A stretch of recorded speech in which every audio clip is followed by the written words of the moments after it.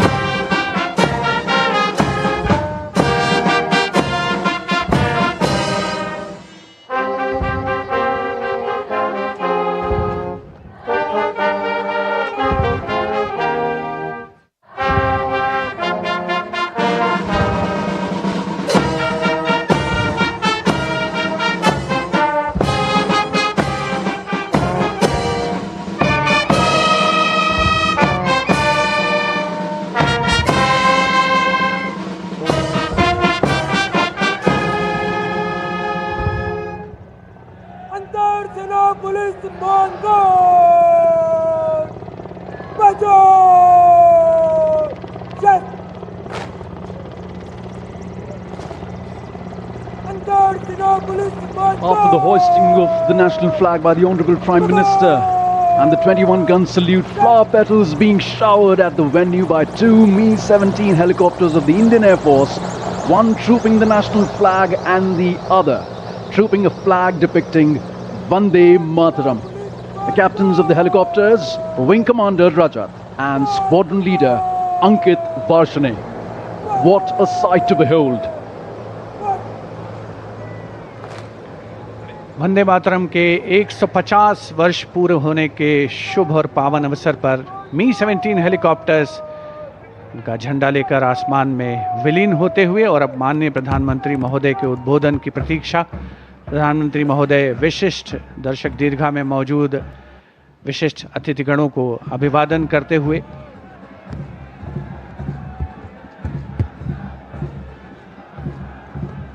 flower petals coming onto the ground like blessings from all our freedom fighters, from all our elders.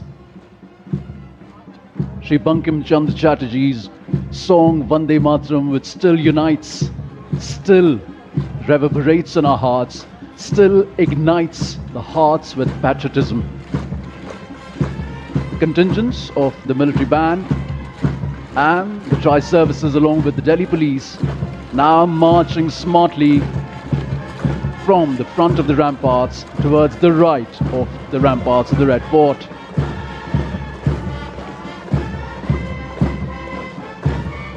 What a march, stoic and precise.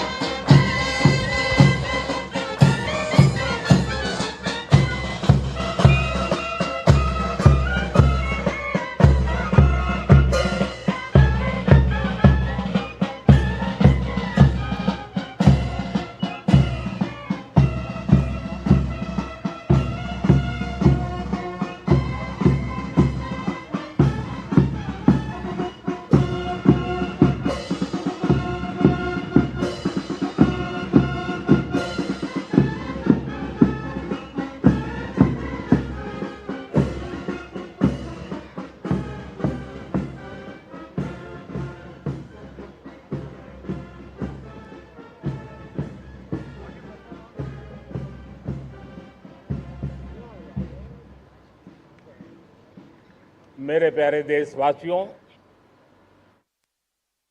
आज हम सब 80वां स्वतंत्रता दिवस मना रहे हैं। आज हर दिलों की धड़कन वंदे मातरम के नाद से गूंज रही। आज हर घर तिरंगा है, हर मन तिरंगा है और देश उत्साह और उमंग के साथ नए संकल्पों को लेकर के आज आगे बढ़ रहा है। आप सबको स्वतंत्रता दिवस की बहुत बहुत शुभकामनाएं।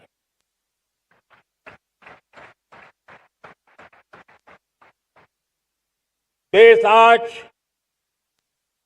उन महान सपूतों का पुण्य स्मरण करती है जिन्होंने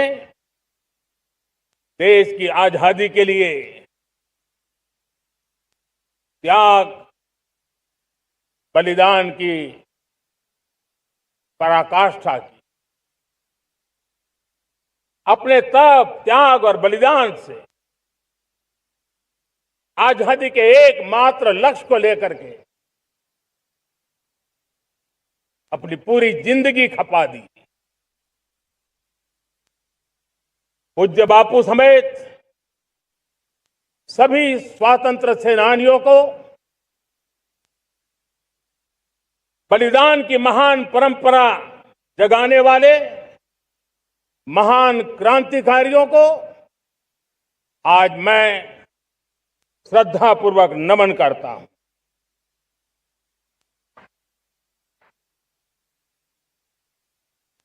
आज जो इस समारोह में उपस्थित है उन सब के लिए आज एक ऐतिहासिक पल भी है।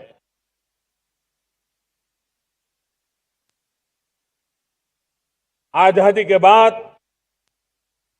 15 अगस्त को लाल किले पर पहली बार वंदे मातरम गूंज रहा है।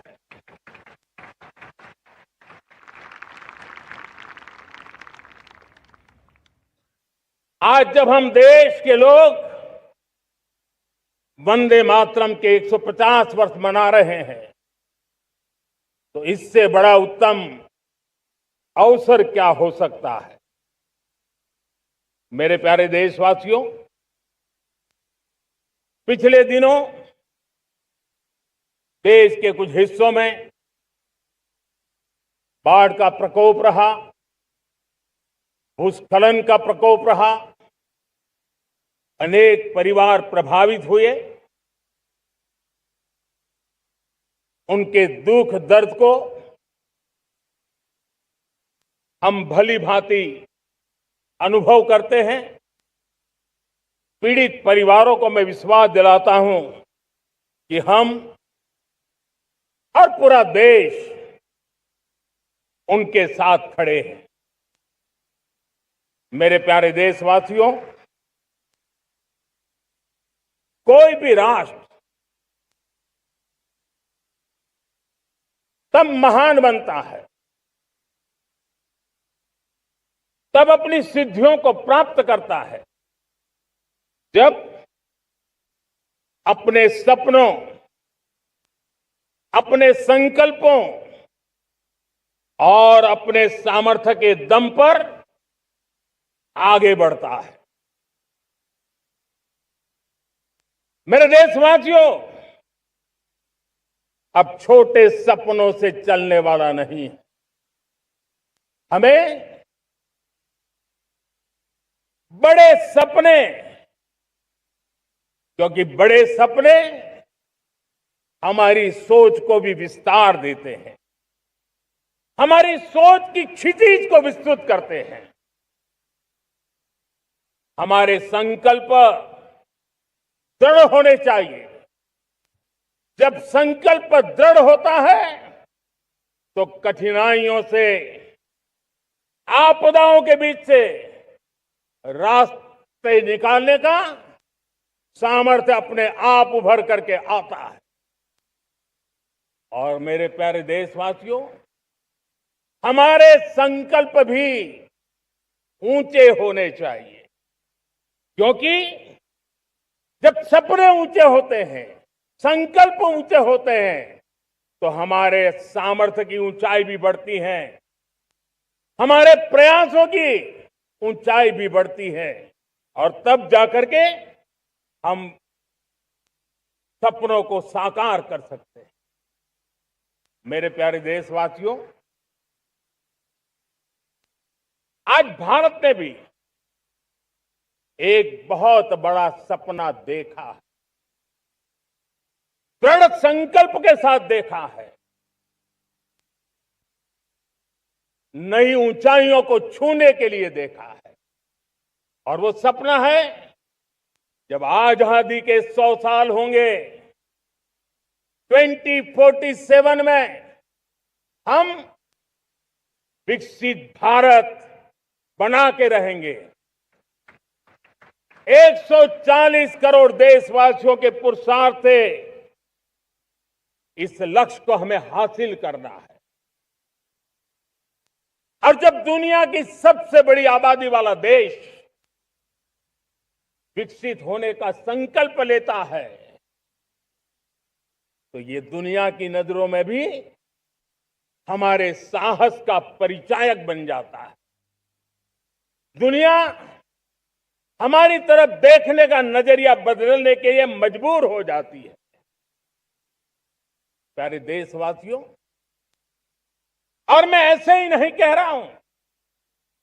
पिछले 12 वर्ष में देश के कोटि कोटि नागरिकों ने, दलित हो, पीड़ित हो, वंचित हो, आदिवासी हो, गांव में रहने वाला हो, शहर में रहने वाला हो, गरीब हो, मध्यम वर्ग का हो, युवा हो, बुजुर्ग हो, नारी हो, पुरुष हो, उत्तर हो, दक्षिण हो, पूर्व हो, पश्चिम हो, हर किसी ने पिछले 12 साल में एक संकल्प के साथ, समर्पण के साथ देश को नई ऊंचाइयों पर ले जाने में हर प्रकार से प्रयास किया है।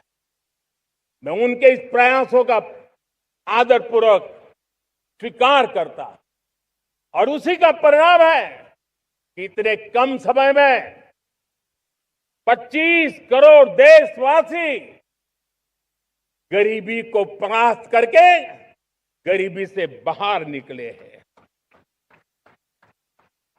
इन्हीं देशवासियों का प्रयास का परिणाम है कि हम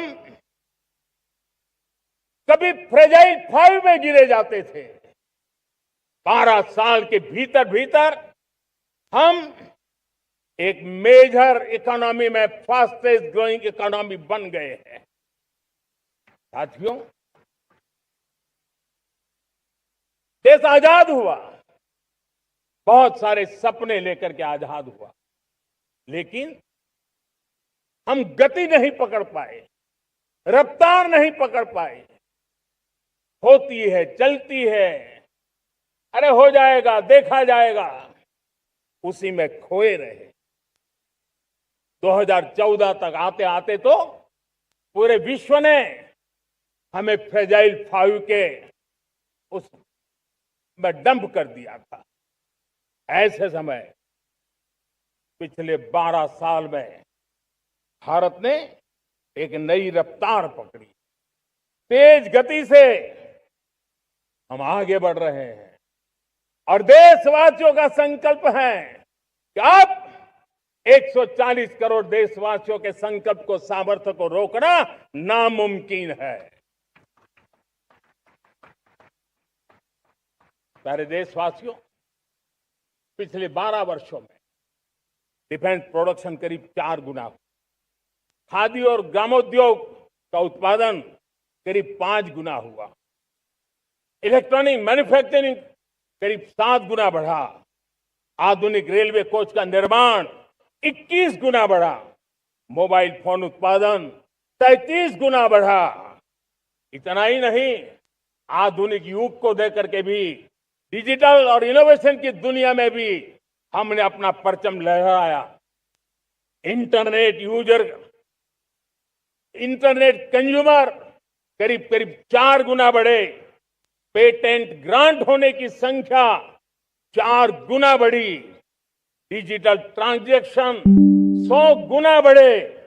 सामान्य मानवीय की सुविधाओं की तरफ भी हमने उतना ही गंभीरता से काम किया। हर साल औसतन 15 गुना ज्यादा तेजी से हमने नल से जल कनेक्शन दिए, हर साल औसतन 6 गुनी ज्यादा रफ्तार से लोगों को गैस कनेक्शन दिए, हर साल 4 गुनी रफ्तार से गरीबों के लिए टॉयलेट बनाने का काम किया, हर साल 3 गुना ज्यादा तेजी से गरीबों को घर देने का काम किया। देश ने गवर्नेंस में भी बहुत बदलाव लाया, हजारों की संख्या में कंप्लायंसेस खत्म किए, सैकड़ों की तादाद में पुराने कानून खत्म किए। पिछली शताब्दी के कानूनों से 21वीं शताब्दी की मार्च नहीं हो सकती। हमने आधुनिक इंफ्रास्ट्रक्चर के लिए मेट्रो का विस्तार किया, हमने पब्लिक ट्रांसपोर्ट को ताकत दी। जिस स्पीड से काम, जिस स्केल पर काम किया, ये सब, ये रफ्तार, ये विस्तार, ये अचीवमेंट आजादी के बाद पहली बार पिछले 1 दशक ने देखा है। और जब इतनी सारी सिद्धियां हमारे सामने हो, इतनी तेज गति दिखाई देती हो, देशवासियों का सामर्थ्य पल पल प्रकट होता है, तब तो 2047 में विकसित भारत बनने का संकल्प कभी भी अधूरा नहीं रह सकता है। ये सारे आंकड़े इस बात की गवाही देते हैं कि हम आगे बढ़ने वाले हैं, मेरे प्यारे देशवासियों। लेकिन उसके लिए आत्मविश्वास की जरूरत होती है, आत्मगौरव की जरूरत होती है, और साथ साथ आत्मनिर्भर भारत होना भी बहुत जरूरी होता है। और इसलिए बीते वर्षों में हमारा कन्विक्शन रहा है कि भारत को हमें अब दूसरे देशों पर निर्भर रह करके नहीं जीना चाहिए, हमें आत्मनिर्भर बनना चाहिए। दुनिया में बहुत कुछ मिलता है, सस्ता मिलता है, जल्दी मिल सकता है, लेकिन उससे हमारा सामर्थ्य तैयार नहीं होता, न हमारे सामर्थ्य की कसौटी होती है। और इसलिए हमें भी अपनी क्षमताओं को बढ़ाना है, अपने हितों की सुरक्षा हमें खुद को करनी है। और इसलिए आत्मनिर्भर भारत का संकल्प बहुत दृढ़ता के साथ हम लेकर के आगे बढ़ रहे हैं। मेक इन इंडिया, स्वदेशी, वोकल फॉर लोकल, इन सारे क्षेत्रों में आज हर भारतीय का मन जुड़ रहा है। मेरे प्यारे देशवासियों, मैं आपको एक उदाहरण देता हूं सेमीकंडक्टर का। देश आजाद होने के बाद विश्व में तो सेमीकंडक्टर की चर्चा हो चुकी थी, हमारे यहां भी बातें होती थी, लेकिन सेमीकंडक्टर का कोई बड़ा प्लान हम आगे नहीं बढ़ा पाए। और आज स्थिति क्या है? आज की डिजिटल दुनिया में, आज की टेक्नोलॉजी में चिप का महात्म्य हम समझते हैं। कोई भी इलेक्ट्रॉनिक गुड्स होगा, हमारे मेडिकल इक्विपमेंट होंगे, हमारे ट्रांसपोर्ट के रास्ते होंगे, हर किसी में चिप अनिवार्य है। और इस चिप के बिना दुनिया थम जाए ऐसी स्थिति पैदा हो। और इसलिए भारत ने आत्मनिर्भर होने की दिशा में अपना सेमीकंडक्टर प्लांट, बड़ा सेमीकंडक्टर प्लांट, 3 सेमीकंडक्टर प्लांट शुरू हो चुके हैं। और मुझे बताया गया है कि वहां जो प्रोडक्शन हो रहा है वो एक्सपोर्ट होना शुरू हो चुका है। और मैं देशवासियों को कहना चाहता हूं, आने वाले 7-8 वर्ष में और 5, 7 या 8 सेमीकंडक्टर प्लांट बहुत ही जल्द शुरू होने वाले। ये आत्मनिर्भर भारत हमें विकसित भारत की दिशा में जाने का महामार्ग देता है। मेरे प्यारे देशवासियों, वैसे ही एक चर्चा क्रिटिकल मिनरल की हो रही है। पूरी टेक्नोलॉजी क्रिटिकल मिनरल पर निर्भर है। भारत इसमें भी अपने आप को सुरक्षित करने में जुटा हुआ है। क्रिटिकल मिनरल का लक्ष्य साझा किया जाए। नेशनल क्रिटिकल मिनरल ये हमने लॉन्च किया। बजट में क्रिटिकल मिनरल कॉरिडोर की हमने घोषणा की है। कई देशों के साथ एग्रीमेंट हो रहे हैं। विश्व के कई देश अब इस क्रिटिकल मिनरल के विषय में भारत के पर भरोसा करने लगे हैं। मेरे प्यारे देशवासियों, जैसे सेमीकंडक्टर की बात हो, क्रिटिकल मिनरल की बात हो, वैसे ही जिस टेक्नोलॉजी की दिशा में हम जा रहे हैं, दुनिया जा रही है, उसमें एनर्जी का महत्व और बढ़ता चला जा रहा है। अब एनर्जी के बिना भी नई दुनिया को चलाना मुश्किल है और इसलिए हमें चिप हो, एआई हो, डेटा सेंटर हो, हमें बहुत बड़ी मात्रा में बिजली की जरूरत होगी। एनर्जी सिक्योरिटी ये हमारे समय की मांग है और इसलिए हमने पहले से ही उस दिशा में एक के बाद एक मजबूत कदम उठाए हैं। एनर्जी सिक्योरिटी का एक बड़ा माध्यम है परमाणु ऊर्जा, न्यूक्लियर एनर्जी। हमने पार्लियामेंट में शांति एक्ट पास कर करके एक नए लक्ष्य तरफ जाने का रास्ता तय कर लिया है। 2047 तक हम 100 गीगावाट न्यूक्लियर पावर का लक्ष्य लेकर के चल रहे हैं। इसी एक दशक में हम 5 नए न्यूक्लियर रिएक्टर शुरू करने का लक्ष्य लेकर के चल रहे हैं। इस वर्ष भारत ने फास्ट ब्रीडर न्यूक्लियर टेक्नोलॉजी में महारत हासिल करके एक अहम पड़ाव पार किया है और उसके कारण परमाणु ईंधन में आत्मनिर्भर बनने की दिशा में हमें एक बहुत बड़ा सफलता का कदम हमने रखा है। मेरे प्यारे देशवासियों,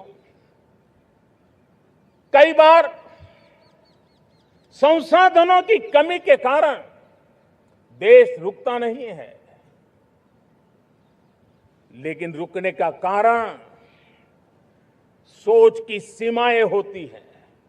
जब सोच बंध जाती है, सीमाओं में सड़ने लग जाती है, तब हम अपने सामर्थ्य को भी पहचान नहीं पाते हैं। देश को आज कच्चे तेल पर निर्भर रहना पड़ रहा है और हमारी गलत सोच के कारण है।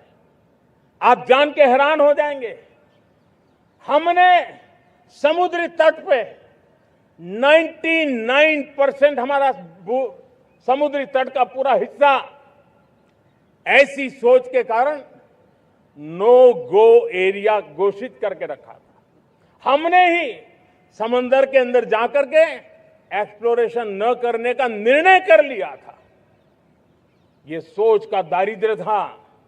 हमने फैसला किया ये नहीं चल सकता। हमने उस 99% को जो कभी नो गो एरिया हुआ करते थे, हमने उसको गो एहेड एरिया के रूप में खुला कर दिया है और अब हम समुद्र के भीतर भी एक्सप्लोरेशन करने की और नए नए भंडार खोजने की दिशा में हम प्रवृत्त हैं, हम प्रयास कर रहे हैं। हमने पिछले वर्ष उसी दिशा में एक महत्वपूर्ण कदम रखते हुए समुद्र मंथन की घोषणा की थी और पिछले दिनों हमने 85,000 करोड़ रुपए इस काम के लिए आवंटित करके काम को गति देने का निर्णय कर लिया है। मेरे प्यारे देशवासियों, एनर्जी सिक्योरिटी, इसका मैंने कहा कि हमें ऑल्टरनेट स्रोतों की तरफ भी पूरी शक्ति लगाना बहुत जरूरी है और इसलिए ऊर्जा का सही इस्तेमाल बढ़ाते हुए भारत इसी दिशा में आज तेजी से काम कर रहा है। 2014 से पहले, मतलब आज से 12 साल पहले, हमारे देश में सिर्फ 70 शहरों में पाइप से गैस की व्यवस्था थी, पाइप से गैस डिस्ट्रीब्यूशन होता था। 12 साल में इन 70 शहरों को हमने 700 शहरों तक पहुंचा दिया है। ये होती है रफ्तार, ये होता है विस्तार। 2014 के पहले मुश्किल से 20-22 लाख घरों में पाइप से गैस पहुंचता था।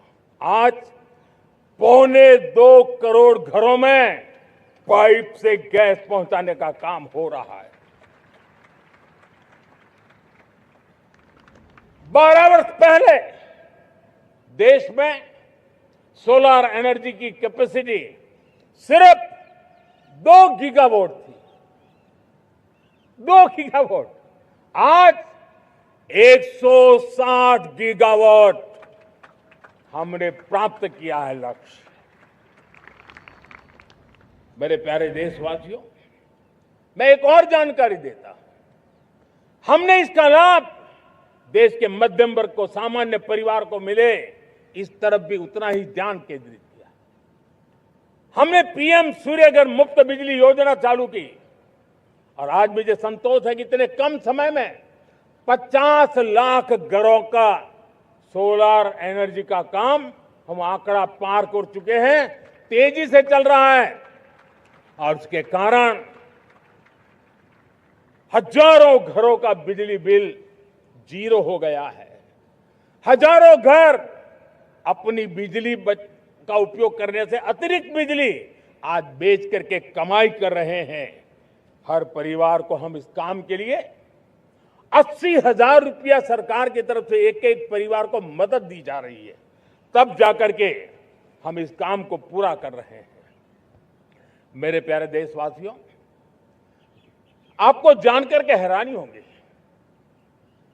ये जो हमारी रेलवे है उसका इलेक्ट्रिफिकेशन का काम हमारे देश में 1925 में शुरू हुआ था। 1925 में इलेक्ट्रिफिकेशन का काम शुरू हुआ, लेकिन 90 साल में 1925 से लेकर के 90 साल में सिर्फ 30% रेल का इलेक्ट्रिफिकेशन हुआ था। यानी 90 साल में 30%। हमारी रफ्तार देखिए, लक्ष्य को पाने के लिए हमारी दौड़ देख लीजिए। हमने इन एक दशक के अंदर 100% काम पूरा कर दिया। 90 साल में 30%, 10 साल में 70%, ये होता है काम। और इसके कारण डीजल जो हमें बाहर से लाना पड़ता है उसकी बचत हुई, बिजली से हमारी ट्रेनें चली, पर्यावरण को फायदा होने लगा। मेरे प्यारे देशवासियों, हम यहां से नहीं रुके हैं, हम दुनिया के अंदर पीछे रहना नहीं चाहते। पिछले दिनों आपने खबर सुनी होगी, भारत ने ईंधन का नया क्षेत्र को भी छू लिया है। देश ने पहली हाइड्रोजन से चलने वाली ट्रेन शुरू कर दी है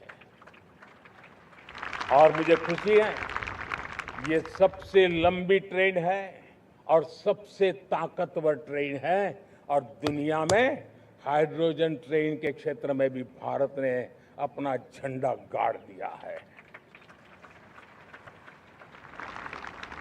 प्यारे देशवासियों, पिछले 10-12 साल हम लगातार 2047 के लक्ष्य को पाने के लिए दौड़ रहे हैं, एक के बाद एक सोपान सिद्ध कर रहे हैं।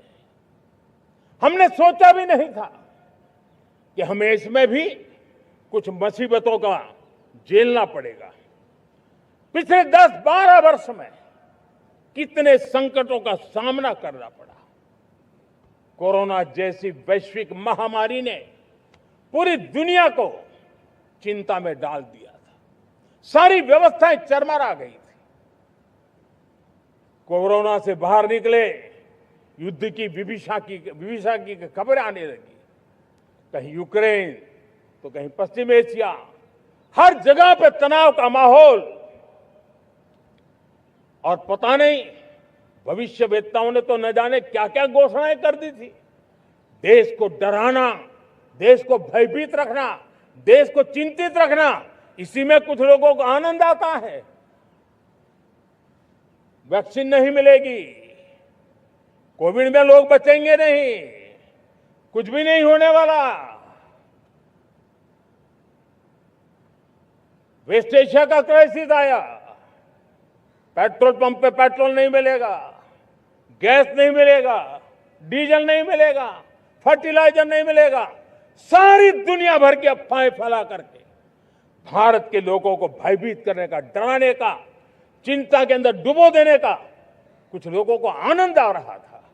लेकिन देश ने देख लिया कि पिछले 10-12 साल की सुविचारित योजनाएं रंग ला रही है और हम इतने बड़े संकट के बावजूद भी नागरिक देवो भव के मंत्र को लेकर के जीते हुए भारत ने जो तैयारियां की थी, एक के बाद एक कदम उठाया था।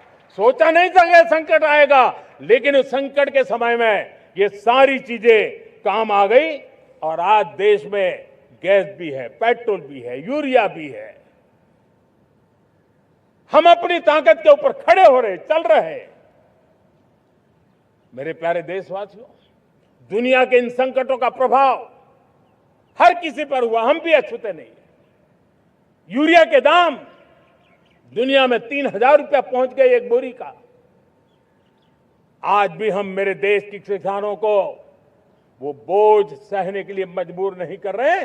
सरकार अपने कंधों पर वो बोझ उठा रहा है और दुनिया से जो 3,000 रुपया में यूरिया का बोरा हमें मिलता है, वो हमारे किसानों को हम सिर्फ 300 रुपये में दे पाते हैं।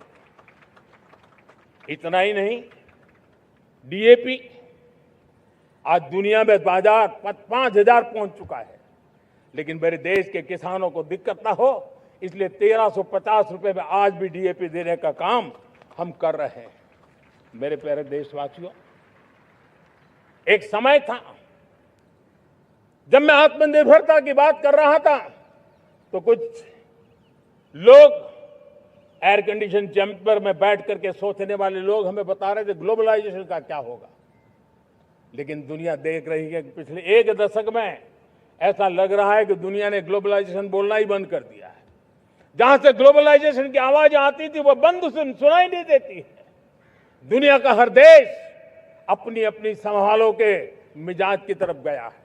लेकिन दुर्भाग्य से इस संकट के कालखंड में कुछ लोगों ने अपना रुतबा दिखाने के लिए संसाधनों को वेपनाइज करने का खेल खेला है। दुनिया अपने पास जो कुछ भी है उसको वेपनाइज करने में लगी है। संसाधनों का वेपनाइज, रिसोर्स का वेपनाइज, पेट्रोल, डीजल, फर्टिलाइजर, दवाइयां, टेक्नोलॉजी की चिप्स, इतना ही नहीं भूभाग को भी वेपनाइज किया जा रहा है। और ऐसे समय अगर हम आत्मनिर्भरता मंत्र को लेकर 10 साल सही दिशा में न चले होते तो हम कल्पना कर सकते हैं कि ऐसी चुनौतियों का मजबूती से मुकाबला कैसे करते हैं। और हमारी तैयारियां निरंतर बढ़ती जा रही है। मेरे प्यारे देशवासियों, दूसरी तरफ आज भारत का प्रोफाइल पूरी तरफ बढ़ रहा है। आज भारत दुनिया के लिए एक स्वीकृत और सम्मानीय देश के रूप में बन रहा है। भारत के पास स्थिर पॉलिटिकल मैंडेट है। स्थिर सरकार है, भारत का वाइब्रेंट लोकतंत्र है, भारत का मजबूत न्याय तंत्र है और हम सबको दिशा देने वाला भारत का संविधान है। और अब दुनिया हमारे इन सामर्थ्य को पहचानने लगी है और इसलिए 2014 के बाद दुनिया करीब करीब 40 देशों के साथ हमारा FTA एग्रीमेंट हो रहा है। अब देखिए कितना बड़ा अवसर आया है, लेकिन ये जो ट्रेड एग्रीमेंट्स हुए हैं ये एक बहुत बड़ा अवसर है और इसलिए खास करके मैं मेरे MSMEs को कहना चाहूंगा कि हमें इस मौके को छोड़ना नहीं है। दुनिया में हमें पहुंचना है, भारत के उत्पाद की हर चीज विश्व के बाजार में पहुंचे और चाहे हमारा टेक्सटाइल हो, हमारी मशीनरी हो, हमने दवाइयां हो, हमने मौका छोड़ना नहीं है। लेकिन वैश्विक जो पैरामीटर्स हैं उस पैरामीटर को हमें पार करना होगा। हमें दुनिया से जो मिलता है उसे अच्छा देना पड़ेगा, दुनिया में जो मिलता है उसे सस्ता देना पड़ेगा। और पंजाब के लुधियाना से लेकर के तमिलनाडु के तिरुपुर तक हमारा टेक्सटाइल सेक्टर दुनिया में पहुंच सकता है। इतना ही नहीं, केरलम से लेकर के गुजरात और तमिलनाडु से लेकर के बंगाल, ये हमारा समुद्री तट, हमारे मछुआरे भाई बहन आज इस FTA के कारण हमारे श्रिप यानी झींगा उसके एक्सपोर्ट की बहुत संभावना बनी है। हमारे सी फूड की दुनिया में पहुंच बनने की संभावना पड़ी हुई है और इसलिए मैं चाहूंगा कि हम इस परिस्थिति का फायदा उठाते हुए, हम आगे चलते हुए हम इन कामों को पार करने के लिए प्रयास करें। मेरे प्यारे देशवासियों, मैंने जो भूमिका आपके सामने रखी है उसके पीछे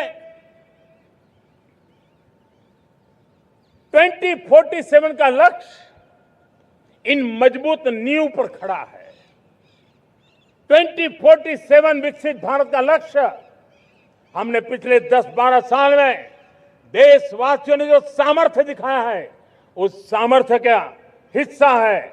और इसलिए मेरे प्यारे भाइयों बहनों, सदी का 1/4 हिस्सा बीत चुका है और अगला 1/4 हमारे लिए अत्यंत महत्वपूर्ण है।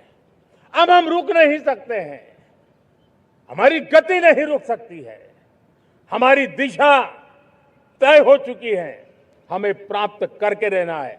और इसके लिए हमें अपना वर्क कल्चर बदलना होगा, हमारे वर्क कल्चर को बदलते हुए हमें हमारी सोच को भी बदलना होगा, हमें हमारे काम की गति को भी बदलना होगा। जो काम पिछले 5-7 दशक में नहीं हुए हैं वो काम हमें आने वाले 5-7 साल में करने हैं।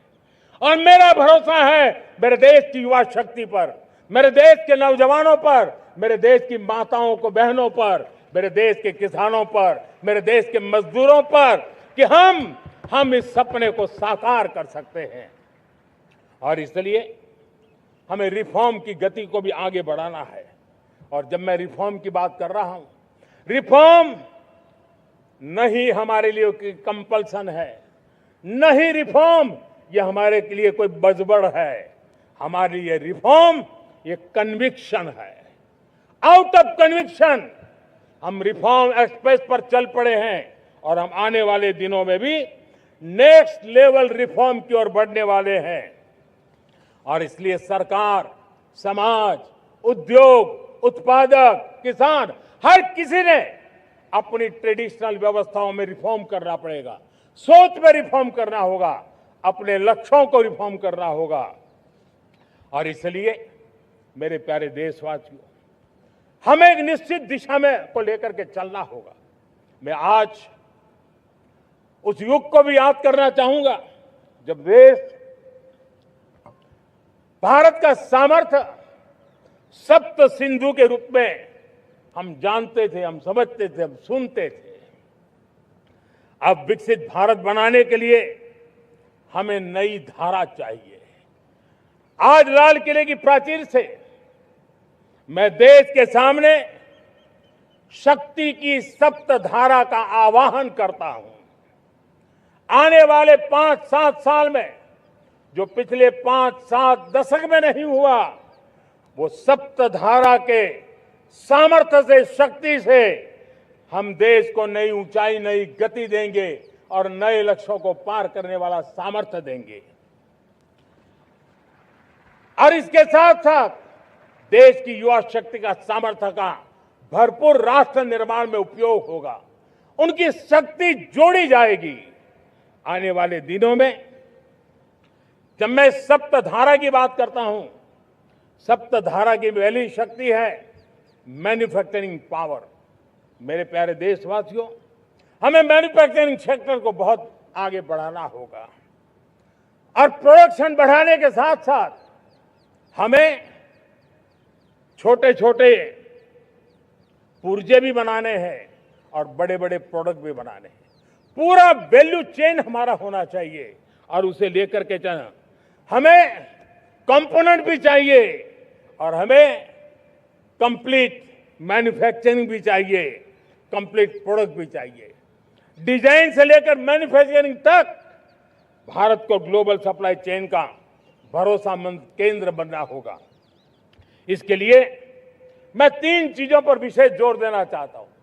मैन्युफैक्चरिंग के क्षेत्र में जो मेरे भाई बहन हैं, ये समय का ये अवसर है, इस अवसर को जाने मत दें।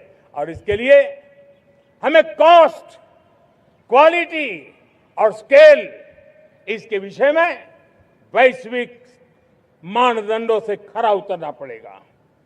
हमारी फैक्ट्रीज कॉम्पिटिटिव हो, हमारे प्रोडक्ट्स यूजर फ्रेंडली हो, हमारा पैकेजिंग दुनिया के लोगों को लुभावने वाला हो, आकर्षित करने वाला हो, हमारा जीरो डिफेक्ट प्रिसिजन मैन्युफैक्चरिंग, ये हमारी पहचान बनना चाहिए।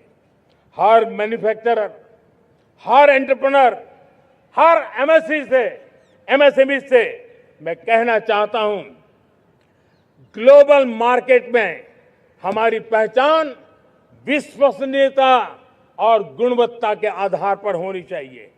क्वालिटी के संबंध में नो कॉम्प्रोमाइज, और इसलिए हमारा मंत्र क्वालिटी, क्वालिटी, क्वालिटी होना चाहिए। यही हमारा ग्लोबल ब्रांड वैल्यू बनेगा।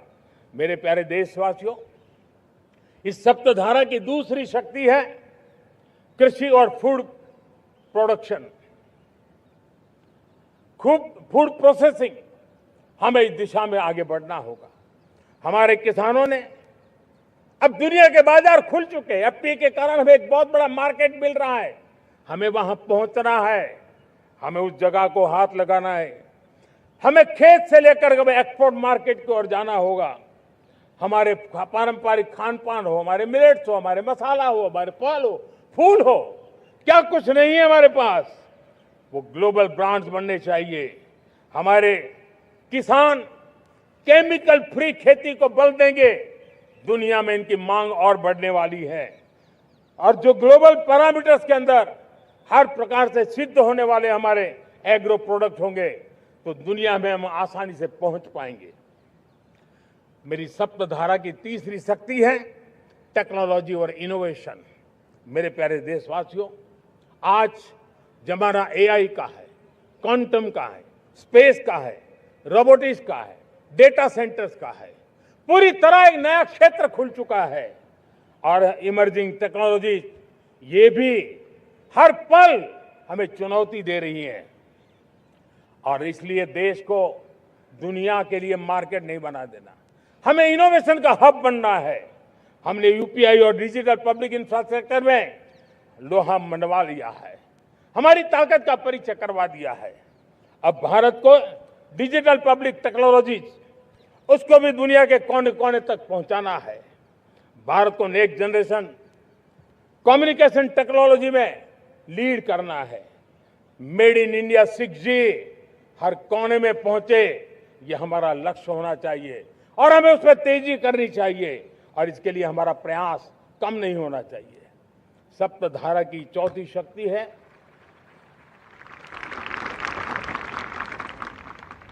गति शक्ति। ये गति शक्ति देश के अंदर सीमलेस फास्ट कनेक्टिविटी पर हमें बल देना होगा। शहरों को हाई स्पीड रेल से हमें जोड़ना होगा। मॉडर्न हाईवे चाहिए, इनलाइन वाटरवेज चाहिए, एयरपोर्ट चाहिए, मल्टी मॉडल लॉजिस्टिक की व्यवस्था चाहिए। हमें पोर्ट्स को सिर्फ सामान उतारना चढ़ाने की जगह नहीं, दुनिया के शिप्स आकर के लंगर हो जाए इतना नहीं, हमें हमारे पोर्ट्स को पोर्ट लेड डेवलपमेंट ग्रोथ की दिशा में हमें आगे बढ़ना होगा। हमारी पांचवी शक्ति है सप्तधारा की, वो है रक्षा शक्ति। और ये रक्षा शक्ति का महत्व हर प्रकार से है। मेरे प्यारे देशवासियों, डिफेंस में आत्मनिर्भर होना अब भारत ने अनुभव कर लिया, दुनिया ने अनुभव कर लिया है, इसके बिना कोई चारा नहीं है। विश्व जब अपनी अपनी ही सोच रहा है, तब भारत विश्व के लिए बाजार बन करके नहीं रह सकता है। हमें डिफेंस के क्षेत्र में आत्मनिर्भर होना होगा। Next generation defence technology develop करके हमें ग्लोबल सप्लायर बनने की दिशा में हमें लक्ष्य लेकर के चलना है। हमें ड्रोन, काउंटर ड्रोन सिस्टम को विकसित करना होगा और हाइपरसोनिक डिफेंस टेक्नोलॉजीज, उस पर हमें लीडरशिप लेनी होगी। साथियों, साइबर सुरक्षा भी आज हर घर के लिए एक समस्या बन रही है। वो भी एक रक्षा का क्षेत्र है जिसमें हमारे युवाओं की जो सामर्थ्य है, उस सामर्थ्य का उपयोग हम देश के और दुनिया के लिए कर सकते हैं। हमारी सप्तधारा की छठी शक्ति है ग्रीन इकोनॉमी, ब्लू इकोनॉमी, जो ग्रीन जॉब को भी जन्म देती है। हमें green hydrogen, renewable energy, energy storage, green mobility, green manufacturing in global scale हमें पा करके रहना है। हमें दुनिया जब ग्लोबल वार्मिंग की चर्चा करती रहती है, हम रास्ते खोजते रहते हैं, हम समस्याओं का समाधान दे रहे हैं। और भारत ये ग्रीन मूवमेंट का बहुत बड़ा सामर्थ्य लेकर के चलिए। भारत के पास ब्लू इकोनॉमी के लिए भी बहुत बड़ा अवसर है। बहुत बड़ा लंबा हमारा कोस्ट लाइन है। ब्लू इकोनॉमी के लिए बहुत बड़े अवसर है। फिशरीज है, कोस्टल टूरिज्म है, ओशन टेक्नोलॉजी है। ऐसे कितने ही क्षेत्र हैं जिसमें हम आगे बढ़ सकते हैं। मेरे प्यारे देशवासियों, भारत सप्तधारा की जब बात करके लेकर चला है, तब हमारी सातवीं धारा है और दुनिया के लिए इसका अपना भी एक महत्व है, और वो है भारत का सॉफ्ट पावर। भारत के सॉफ्ट पावर की ताकत है। आज योग ने पूरी दुनिया को भारत के साथ जोड़ के रखा हुआ है। योग दुनिया के लिए एक ऊर्जा बनता जा रहा है, भारत के लिए विश्वास का बड़ा कारण बनता जा रहा है। जिस भारत के पास आस्था के केंद्र हो, जिस भारत के पास आयुर्वेद हो, जिस प्रकार से भारत के पास होलिस्टिक हेल्थ केयर की व्यवस्था हो, हील इन इंडिया का मूवमेंट हो, हम दुनिया के अंदर हमारे सामर्थ्य को लेकर के जा सकते हैं। हैंडीक्राफ्ट हो, संस्कृति हो, हमारी फिल्में हो, हमारा क्रिएटिव वर्ल्ड हो, वीएफएक्स हो, हमारा एनिमेशन हो, हमारी गेमिंग हो, डिजिटल कंटेंट हो, क्रिएटिव वर्ल्ड के अंदर भारत अपना रुतबा दिखा सकता है। हमने उसको वैश्विक सामर्थ्य के रूप में विकसित करना होगा। आज भारत ने वेव समिट को एक बहुत बड़ी ताकत दी है। दुनिया धीरे धीरे भारत का ये जो world audio visual and entertainment summit है, उसकी राह देखता रहता है, और वो भारत के सॉफ्ट पावर को, भारत के क्रिएटिव दुनिया को परिचित करेगा। मेरे प्यारे देशवासियों, भारत के पास विशाल वन्य संपदा है। हमारे पास 100 से ज्यादा नेशनल पार्क है। क्षमता बहुत है, लेकिन विदेशी टूरिस्टों को आकर्षित करने में हम कम पड़े हैं। हमें मौका है हमारे सॉफ्ट पावर के माध्यम से दुनिया के टूरिस्टों को भारत के लिए आकर्षित करने का। हमारा सामर्थ्य में दुनिया को दिखाना है। हम ये काम आरा से करें, और हम जल्द से जल्द हम इन लोगों, आज दुनिया में स्पोर्ट्स की जो है, वो भी एक बहुत बड़ा भारत के प्रति आकर्षण का केंद्र। दुनिया के स्पोर्ट्स इवेंट भारत में क्यों ना हो। कॉन्स्टेंट इकोनॉमी बहुत बढ़ रही है, देश के नौजवानों का आकर्षण है।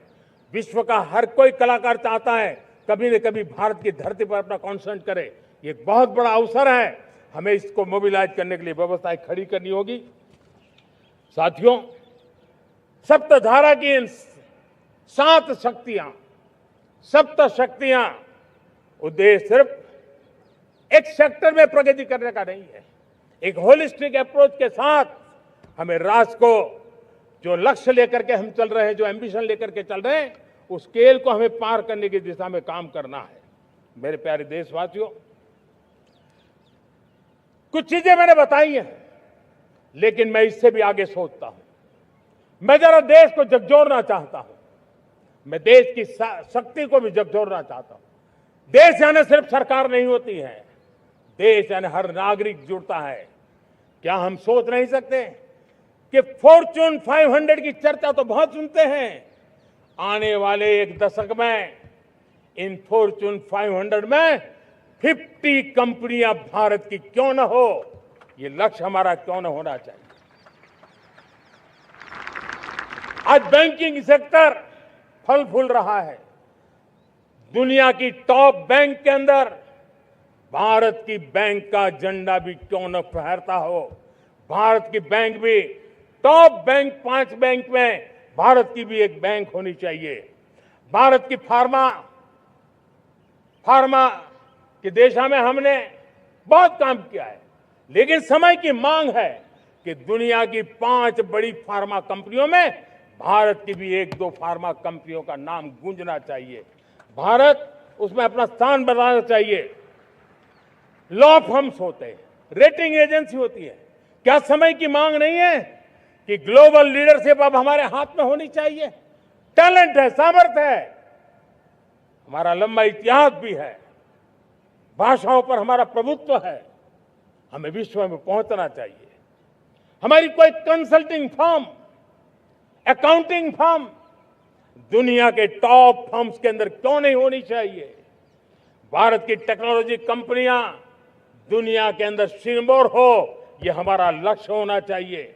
हमारे ऐसे ब्रांड हो जिससे दुनिया आकर्षित होती हो, हमारे ब्रांड हमारे देश की पहचान हो और विश्व के लिए एक डेस्टिनेशन बन जाए। उस दिशा में हमें काम करना है। और इसके लिए मैं राज्य सरकारों को कहना चाहता हूं, मैं स्थानिक स्वराज की संस्थाओं को कहना चाहता हूं, भारत सरकार का भी यह दायित्व है कि हमें हमारे रिफॉर्म की गति बढ़ानी होगी। हमें 2047 के लक्ष्य के अनुरूप हमारी व्यवस्थाओं को विकसित करना होगा।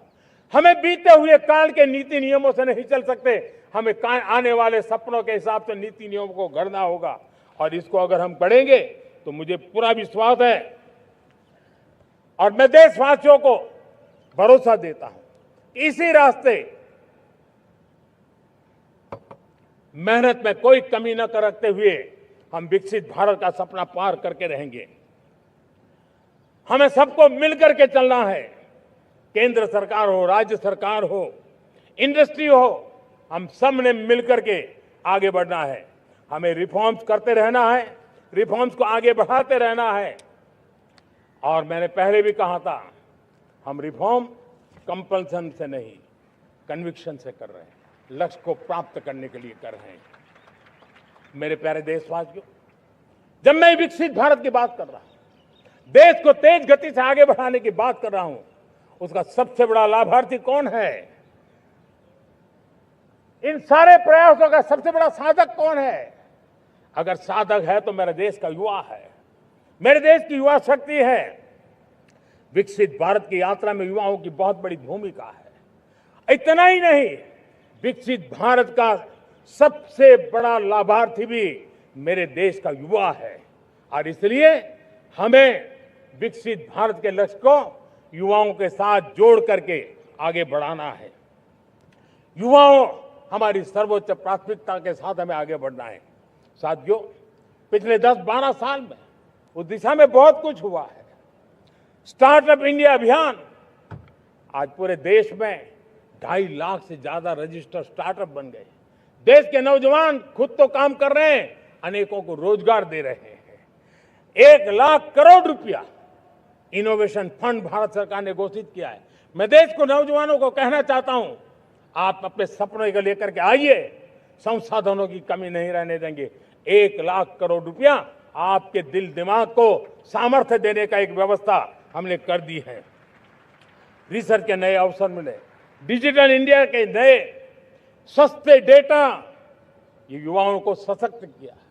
दुनिया में सस्ता डेटा कहीं है तो भारत की धरती पर है, और देश के नौजवानों को नई ताकत दी है। स्किल इंडिया हमने नेशनल प्रोग्राम बनाया है, स्पेस सेक्टर को हमने ओपन कर दिया, नेशनल ड्रोन पॉलिसी हमने बनाई है, खेलो इंडिया पॉलिसी बनाई है। 35 वर्षों तक एजुकेशन पॉलिसी नहीं थी, नई एजुकेशन पॉलिसी लेकर के आए हैं, और इसका फायदा मिडिल क्लास के परिवारों को हुआ है। साथियों, 2004 से 14 आंकड़ा मुझे देना चाहिए आपको। 2004 से 14 हमारे देश में 350 से भी कम यूनिवर्सिटी थी, और आज 10-12 साल के भीतर भीतर करीब 650 नई यूनिवर्सिटी जुड़ चुकी है। करीब 1000 का आंकड़ा हम पहुंच रहे हैं। 2014 के पहले मेडिकल की सिर्फ 400 सीटें हुआ करती थी, आज करीब 850 सीटें मेडिकल की हो रही है। इतना ही नहीं, अब विदेशी यूनिवर्सिटी भी भारत की धरती पर आ रही है। भारत के अंदर विदेशी यूनिवर्सिटी की डिग्री मेरे नौजवान को मिले, इसका प्रबंध भी हो चुका है। हमारे देश के युवा मन बचपन से ही टेक्नोलॉजी की तरफ आकर्षित हो, उस दिशा में हम काम कर रहे हैं, और इसलिए हमने करीब 10,000 से अधिक अटल टिंकरिंग लैब छोटे छोटे बच्चों के हवाले कर दी है, ताकि उनका इनोवेशन और टेक्नोलॉजी के अंदर उनका मन बने। 12 वर्ष युवा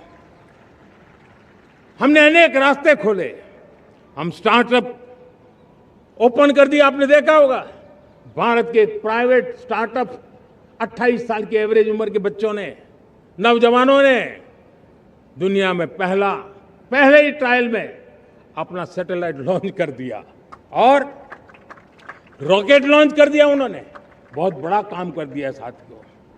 आज करीब 2.5 लाख से ज्यादा रजिस्टर्ड स्टार्टअप है। हमने पिछले दिनों एआई इंपैक्ट समिट किया था। एआई का विस्तार बहुत तेजी से बढ़ रहा है। लाल किले से मैं देश के नौजवानों के लिए घोषणा करना चाहता हूं। हमने तय किया है कि आने वाले 1 वर्ष में 1 करोड़ युवाओं को एआई स्किल के लिए ट्रेनिंग देने का हम काम करेंगे, ताकि हमारा देश का नौजवान एआई की दुनिया में भी नेतृत्व करने का सामर्थ्य। मेरे साथियों, बायो इकोनॉमी एक नया क्षेत्र है। एक समय था 2014 के पहले सिर्फ 60,000 करोड़ रुपए का बायो इकोनॉमी का काम होता था। मेरे देश के नौजवान, आपने क्या कमाल कर दिया है। देखिए, नीतियां जब सही होती है, लक्ष्य जब साफ होता है, तो मेरे देश के नौजवान कैसा करके थे। बायो इकोनॉमी में देश की युवा शक्ति ने सामर्थ्य दिखाया। 2014 के पहले जो 60,000 करोड़ का कारोबार था, आज वो कारोबार बायो इकोनॉमी 20 लाख करोड़ पहुंच चुकी है। दोस्तों,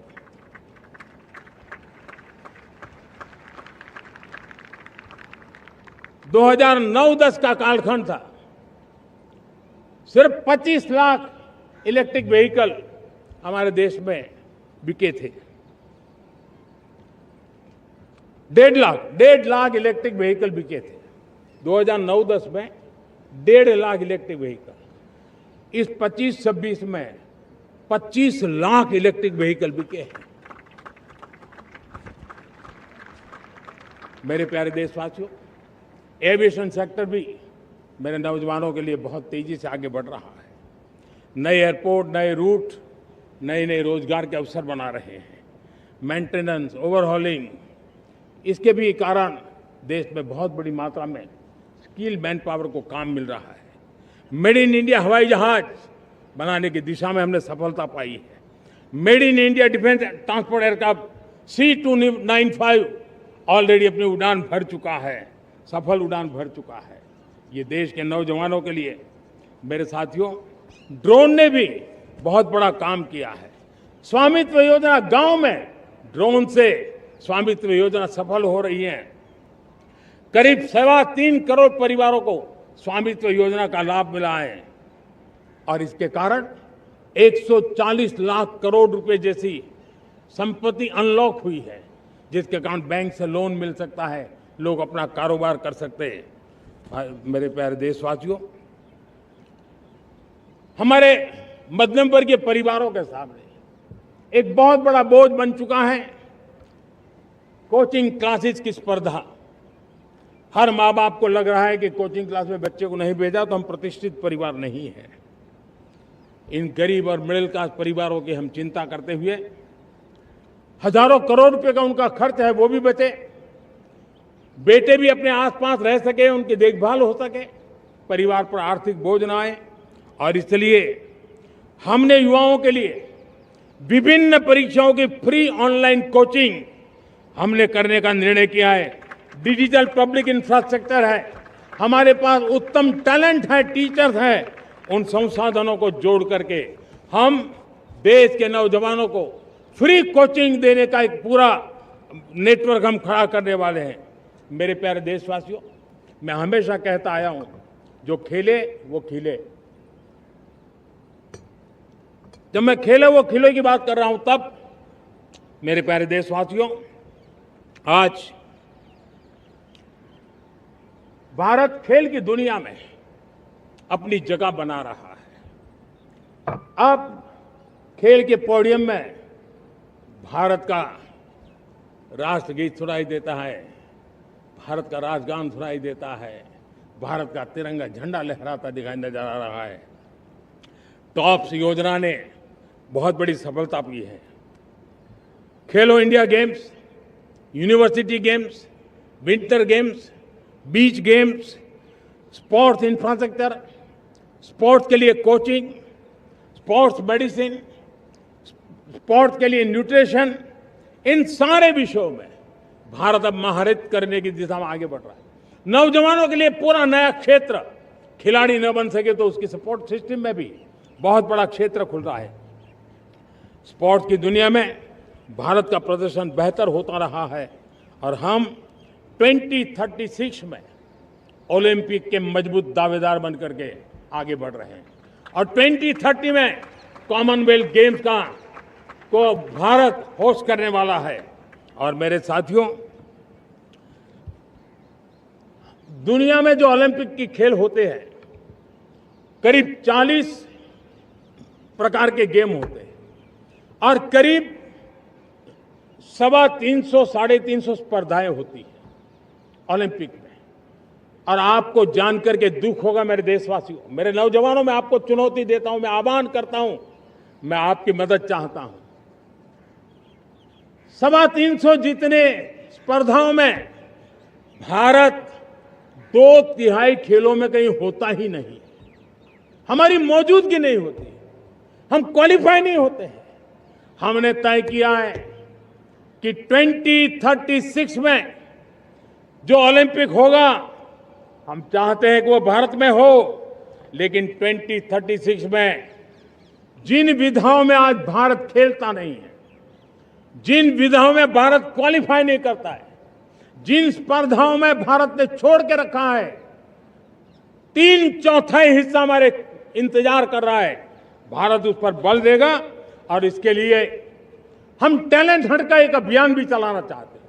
हमें अगर 2036 के लिए खिलाड़ी चाहिए तो आज जो 5 साल, 10 साल, 15 साल की उम्र के नौजवान हैं, बेटे हैं, उनके तरफ ध्यान देना होगा, उन बेटियों पर ध्यान देना होगा। और इसलिए 5 से 15 उम्र के बच्चों में खेल प्रतिभा ढूंढने के लिए गांव-गांव, शहर-शहर, स्कूल-स्कूल एक टैलेंट हंट का अभियान चलाया जाएगा। बच्चों की प्रतिभा को देखा जाएगा और फिर उनको स्पेशल ट्रेनिंग दे करके देश के लिए खेलने वाले अच्छे खिलाड़ी बनाए जाएंगे। मेरे प्यारे युवा, देश के सामने, देश के नौजवानों के सामने नशा एक बहुत बड़ा संकट बनता जा रहा है। नशा मुक्त भारत, ये हम सबका सामूहिक दायित्व होना चाहिए। हमारे उज्जवल भविष्य के लिए हमारी युवा पीढ़ी मजबूत हो, हमारा युवा सामर्थ्य हमारे देश के लिए काम आए, इसलिए नशा मुक्त भारत। पिछले दिनों माय भारत के वॉलंटियर्स ने, देश के एनजीओ ने देश के सामाजिक सांस्कृतिक संगठनों ने, देश के आध्यात्मिक पुरुषों ने मिलकर के नशा मुक्त भारत का 100 सप्ताह का एक कार्यक्रम तय किया है। 100 सप्ताह तक एक अभियान चलने वाला है। मैं हर परिवार को कहना चाहता हूं कि आप भी इस अभियान का हिस्सा बने, आप इसके साथ जुड़िए और देश के नशा मुक्त भारत के सपने को पूरा करने के लिए आप आगे आइए। मेरे प्यारे देशवासियों, 21वीं सदी में दशकों पुरानी जो चुनौतियां हैं, उन चुनौतियों को खत्म करना बहुत अनिवार्य है। नक्सलवाद, माओवाद लाखों युवाओं के भविष्य को तबाह कर दिया, अनेक माताओं के दूधमल नौजवानों को छीन लिया, बर्बाद कर दिया, हर मां बाप के सपनों को चूर चूर कर दिया। इस नक्सलवाद ने 4 दशक तक हिंदुस्तान के बहुत बड़े हिस्से को, बहुत बड़ी आबादी को दबोच करके रखा था, बंदूक के नोक पर दबोच करके रखा था, संविधान की धज्जियां उड़ा दी थी और देश के सामान्य नागरिकों की रक्षा में 3,500 से ज्यादा हमारे पुलिस के, सुरक्षा बल के जवान शहीद हो गए। युद्ध के अंदर जितने सैनिक मरते हैं, उससे ज्यादा हमारे पुलिस जवानों को जान की बाजी लगानी पड़ी ताकि देश के सामान्य मानवी को सुरक्षा मिले।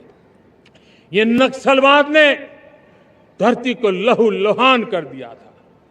2014 में आपने जब हमें मौका दिया, उसी दिन हमने संकल्प लिया था कि हम देश को नक्सलवाद से मुक्त करेंगे। और आज मुझे खुशी है कि नक्सली माओवादी हिंसा आखिरी सांस भी शायद रहने की अब तो ताकत नहीं रही है।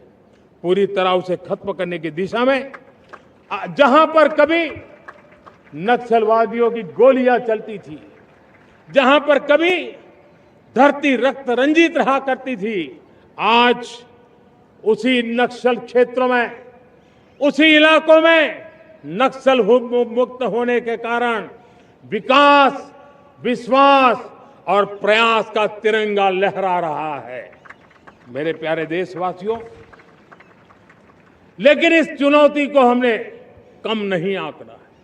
इस चुनौती से हमें और भी सावधान रहने की जरूरत है।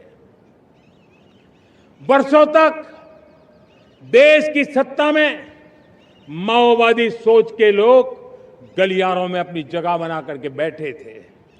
सरकारी कमेटियों में सलाहकार के रूप में भी ये माओवादी सोच ने नीतियों को प्रभावित किया था। मेरे प्यारे देशवासियों, जंगलों में हमें हथियारी नक्सलों का खात्मा बुलाने में, उस संकट से देश को मुक्त कराने में सफलता मिली है।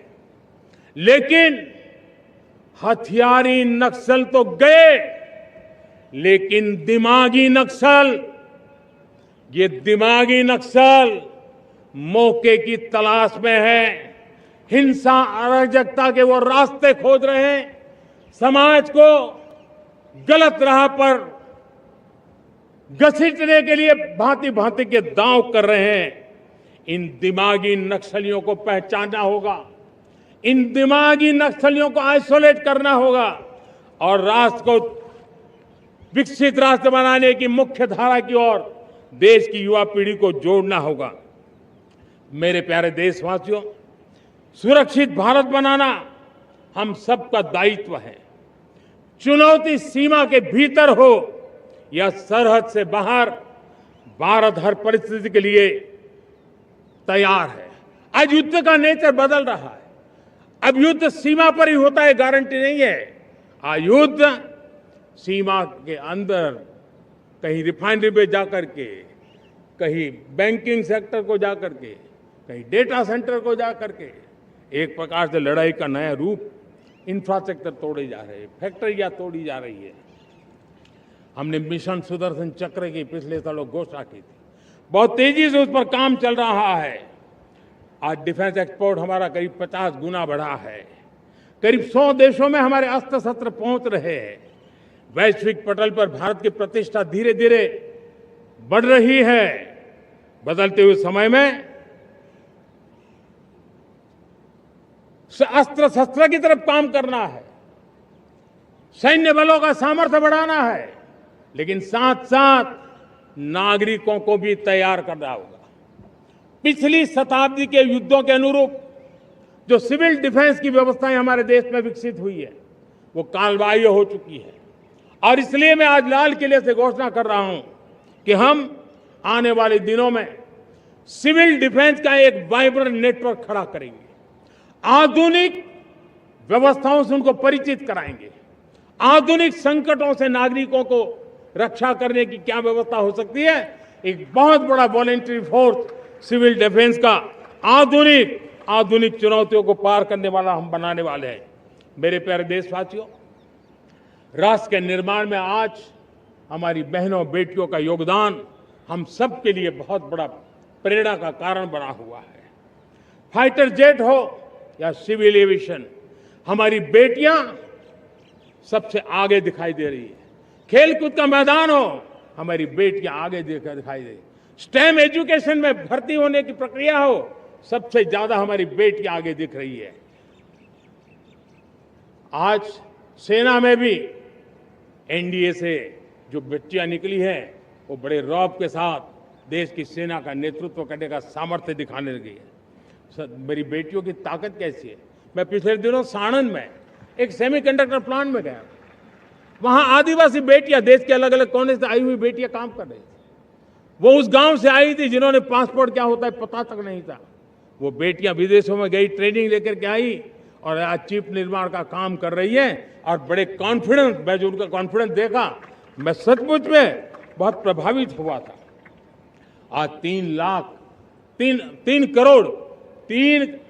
3 करोड़ बहनों को हमने लखपति दीदी बनाने का लक्ष्य तय किया था, उसको पार कर लिया। अब हम 6 करोड़ लखपति दीदी बनाने के लक्ष्य को लेकर के आगे बढ़ रहे हैं। 3 करोड़ नई लखपति दीदी बनना मतलब ग्रामीण अर्थव्यवस्था में बहुत बड़ा बदलाव मातृशक्ति के द्वारा आने वाला है। मेरे प्यारे देशवासियों, आज पंचायतों में, नगर पालिका में, महानगर पालिका में बहुत बड़ी मात्रा में हमारी महिलाएं जनप्रतिनिधि बनकर के देश का मार्गदर्शन कर रही है, समस्याओं का समाधान कर रही है, बहुत ही सक्षम नेतृत्व दे रही है। और इसी को ध्यान में रखते हुए हमने पार्लियामेंट में नारी शक्ति वंदन अधिनियम पारित किया था, लेकिन किसी न किसी कारण से राजनीति के अखाड़े में पिछले 40 साल से ये सपना हमेशा राजनीतिक अखाड़े का शिकार हो गया है। मैं देश के सभी राजनीतिक दलों से आज लाल किले की प्राचीर से तिरंगे झंडे की छाया में खड़े होकर के प्रार्थना करता हूं, आग्रह करता हूं, आइए उन महिलाओं के सामर्थ्य के पुजारी बनिए, उन महिलाओं के सम्मान में आगे आइए और जल्द से जल्द हमारी माताओं बहनों को 33% विधानसभा और लोकसभा में उनको प्रतिनिधित्व मिले, वे भारत की नीति घड़तर के अंदर अपना योगदान दे। समय की मांग है और मैं सभी राजनीतिक दलों से फिर से आग्रह करता हूं, आइए महिला आरक्षण लागू करके महिला सम्मान में आप भी जुड़िए, आप भी यश लीजिए, आप भी क्रेडिट लीजिए, लेकिन मेरी माताओं बहनों को हक दीजिए। मेरे प्यारे देशवासियों, विकसित भारत का संकल्प तभी पूरा होगा जब विकास अंतिम व्यक्ति तक पहुंचेगा। 2014 से पहले सिर्फ 25 करोड़ लोगों के पास सोशल सिक्योरिटी का कवर था, सिर्फ 25 करोड़ के पास। साथियों, पिछले 5-7 दशक में सिर्फ 25 करोड़, हमने एक दशक के भीतर 100 करोड़ देशवासियों को सोशल सिक्योरिटी का कवच दिया है।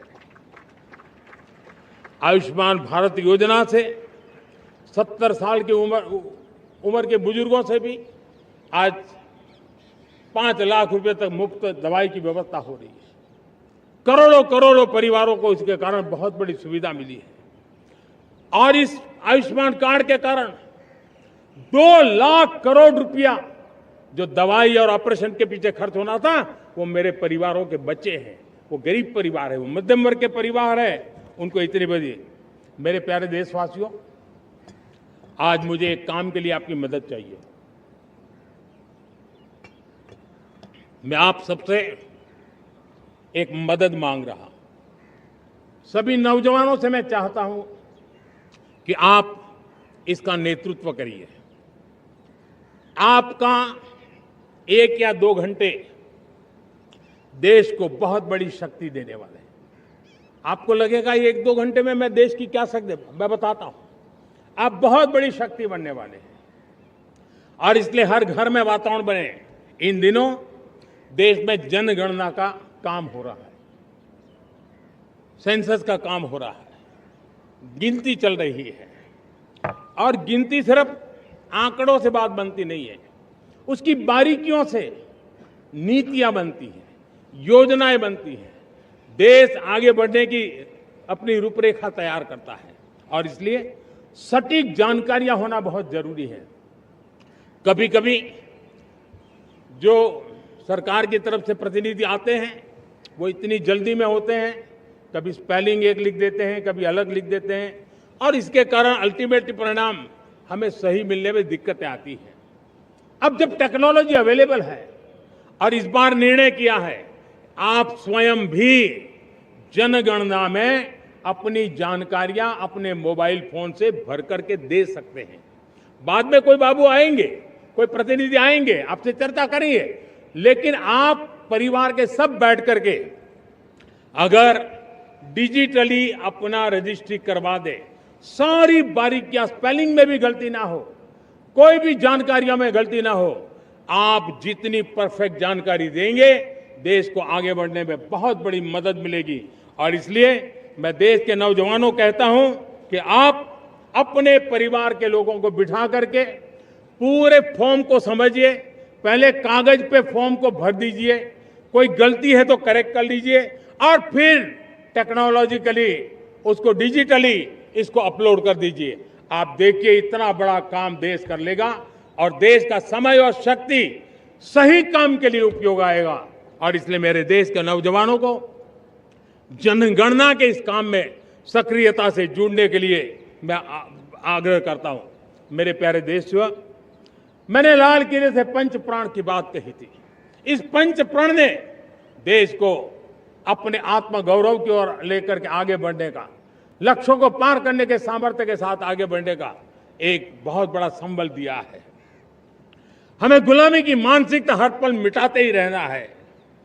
जिस भारत का सपना नेताजी सुभाष चंद्र बोस ने देखा था, बाबा साहब आंबेडकर ने देखा था, पंडित नेहरू ने देखा था, सरदार पटेल, भगत सिंह, सुखदेव राजगुरु ने देखा था, डॉक्टर श्यामा प्रसाद मुखर्जी ने देखा था, भगवान बिरसा मुंडा ने देखा था, ज्योतिबा फुले ने देखा था, उन सब से प्रेरणा लेकर के हम आगे बढ़े।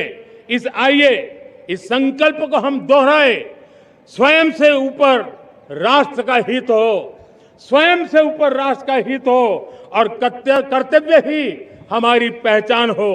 मैं सभी देशवासियों से कहूंगा, समय हमारा है। मैं सभी देशवासियों से कहूंगा, समय हमारा है, अवसर हमारा है, संकल्प हमारा है। आइए सपनों को संकल्प बनाए, संकल्प को सामर्थ्य बनाए और सामर्थ्य को सफलता में बदल के रहें। आइए हर कदम को विकास का कदम बनाएं, कदम से कदम मिलाएं, मन से मन मिलाएं, लक्ष्य से जुड़े रहे।